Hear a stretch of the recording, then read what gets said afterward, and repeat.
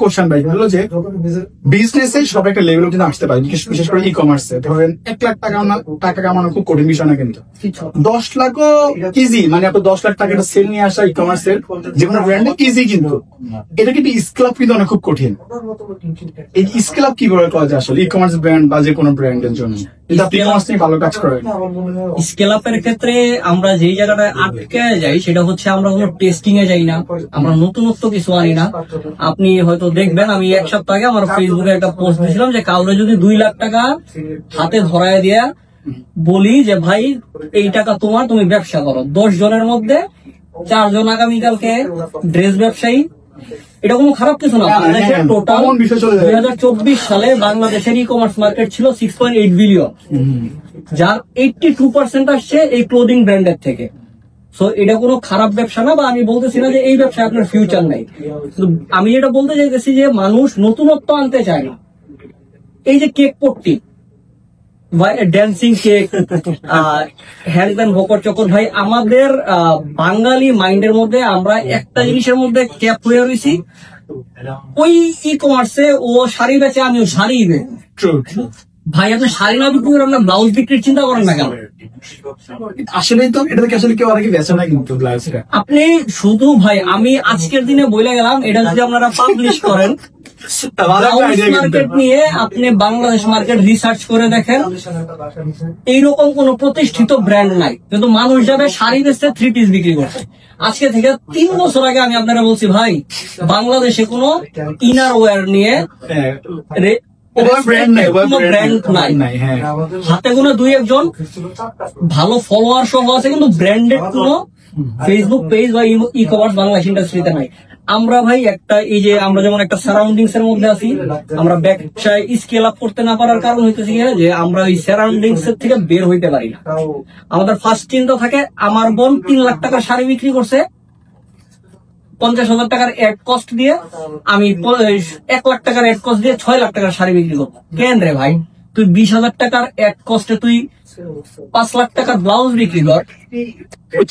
আজকে আপনি দেখেন আরেকজন আসবে, ভাই তুই শাড়ি ছাড়া জামা ছাড়া অন্য ব্যবসার আইডিয়া বল, সে বলবে ভাই আমি আতরের ব্যবসা করবো। বাংলাদেশে আতরের হাইপ চলে গেছে, যদি সেইটাও কেউ ওভারকাম করে যায় একটু সেফ জোনে থাকার জন্য, ভাই আমি নিশ্চিত মধু, হানিনাস, বাদাম, এইটা কোনো না কোনো কিছুর মধ্যে জিরা পাউডার, ন্যাচারাল খারাপ না, কোন ব্যবসাতেই মার্কেট ইউনিক ভাবনাটা আসলে কম। আচ্ছা ভাই একটা কোশ্চেন মানে হচ্ছে একটু বললে রাখি এটার জন্য, আপনি বলছেন না যে ইন্ডিয়ান নিয়ে আমাকে 3 বছর আগে বলছিলেন, আমি কিন্তু ওই সময় এটা নিয়ে গালাগালি করছি, আমি চকে গেছি, কিন্তু যার পর হচ্ছে দেখলাম যে কিছু ডিফিকাল্টিস ফেস করলাম, লাইক হচ্ছে সাইজে, হ্যাঁ মানে হচ্ছে কিছু কমন সাইজ কিন্তু সেল হয়ে যায়, একটা পার্টিকুলার সাইজ কিন্তু মানে থেকে যায়। তো যেটা হয় যে ধরেন আপনি হয়তো বা মানে 100 পিস জিনিস নিয়ে আসছেন বা মাল নিয়ে আসছেন, ওখান থেকে আপনার 60 পিস চলে যাবে মনে হয়েছে, কত সাইজ বেশি চলে সেটার দিকে না যায়, তো হচ্ছে আপনার ওটা আপনার সেল হয় না। এটা এই প্রোডাক্টের ডিফিকাল্টিজ আছে।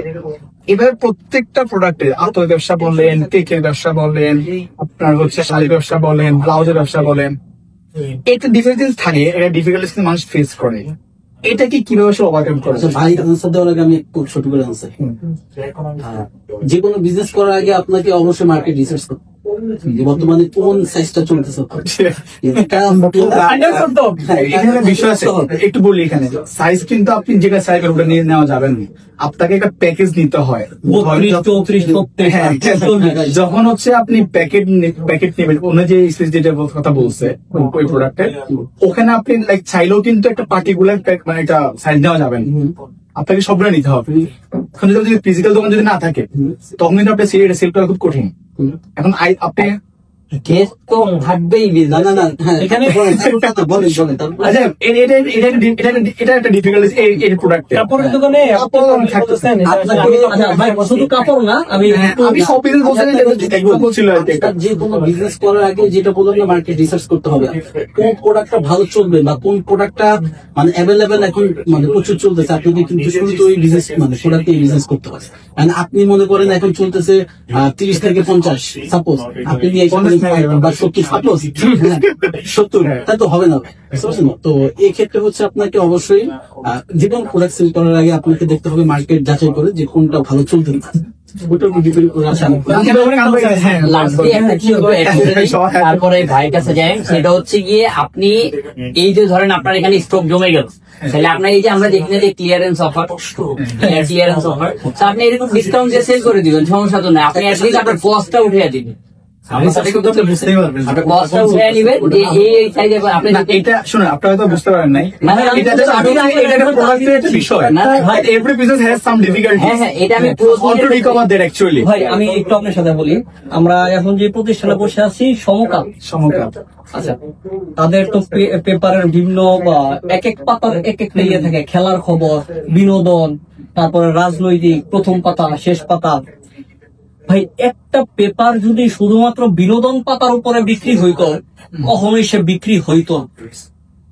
বিনোদন পাতা শুধুমাত্র এই মুহূর্তে যারা দেখে তারা জেনজি। আপনি আমি লাস্ট কবে বিনোদন পাতা দেখছি, যদি ভাবি বাসায় না থাকে হয়তো দেখতে পারেন। ভাই দেখি না কারণ ভাই ফ্যাক্ট হচ্ছে আপনি না যারাই আসি আমরা আজকে এখান থেকে বেরোয়ার পরে যে কোনো বিজনেস ওনার, যে কোনো ধরনের হোক, সেটা মুদির দোকান হোক, সেটা অনলাইন প্রোডাক্ট হোক, সেটা যে কোনো কিছু, বা আমরা ম্যাক্সিমাম এখানে সবাই অ্যাফিলিয়েট মার্কেটিং করছি জীবনের কোনো না কোনো সময়, এখনো করতেছি অনেকেই। অ্যাফিলিয়েট মার্কেটিং এও যদি আমরা একটু নিজেদের ওয়েবসাইটটা দেখি, ধরেন আমরা 100টা ব্লগ পোস্ট করছি ভাই, আমার ওয়েবসাইট থেকে ধরেন $1000 একটা ইনকাম বা একটা রেভিনিউ জেনারেট হচ্ছে।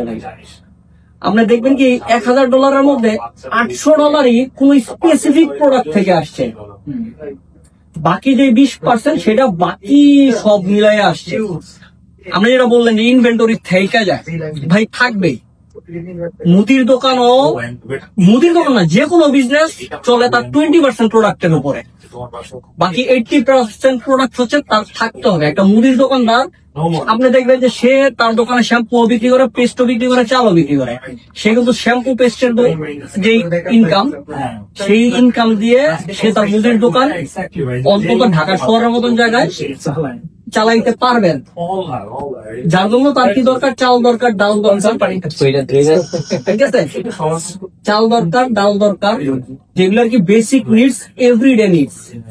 এখন আপনি যেটা বললেন, যদি আমরা ইনারের মধ্যে যাই, ভাই যেটা আপনি যেটা রিপ্লাই করলেন, 50 সাইজের বাংলাদেশে কোনো মহিলা নাই। আমরা এটা ভাই এটা আমাদের ভ্যালিড ডিসকাশন। 50 সাইজের কেউ নাই এটা ওনারা ভাই ভুল। আপনার সালাই মা ওর কথা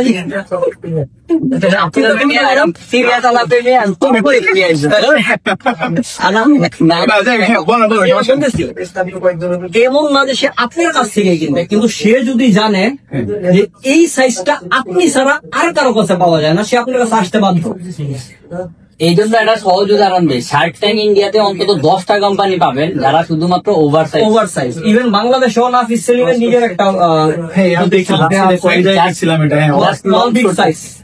ওয়ান বিগ সাইজ বা 1+ সাইজ নাফিস সেলিমের যে ইয়েটা। তো ফ্যাক্ট হচ্ছে ভাই, আপনি নির্দিষ্ট কোন প্রোডাক্টের উপরে আপনার বিজনেস হোল্ড করতে পারবেন। স্কেলিং এর ব্যাপারটা আমরা আরেকবার আসি। আজকের দিনে ভাই একটা সময় ছিল অ্যাকোয়াফিনা মানুষ একটা সময় মানুষ অ্যাকোয়াফিনা খাইতো না, এখন মানুষ চেষ্টা করে অ্যাকোয়াফিনা পানিটা খাইতে। ফার্স্ট ব্যাপার হচ্ছে আপনার প্রোডাক্টে মানুষ ট্রাস্ট করে কিনা। আপনি আজকে যদি টয়োটা কোম্পানির গাড়ি কিনেন, মানুষ টয়োটারে বিশ্বাস করে জাপানি গাড়ি, আপনি সেই ট্রাস্ট হাতে নিন, আপনি সেই আপনি আপনার যারা ভাই পরে রিটারিং আচ্ছা আমি বাকি আছে, কিন্তু অনেক কিছু বলা যাবে। তবে আপনার যেটা প্রশ্ন ছিল, ইনভেন্টরি ভাই প্রত্যেক বিজনেসেই থাকবে। আপনি সমকাল বলতে হচ্ছে ইউনিক প্রোডাক্ট নিয়ে কাজ করতে, নট নেসেসারি ইউনিক প্রোডাক্ট।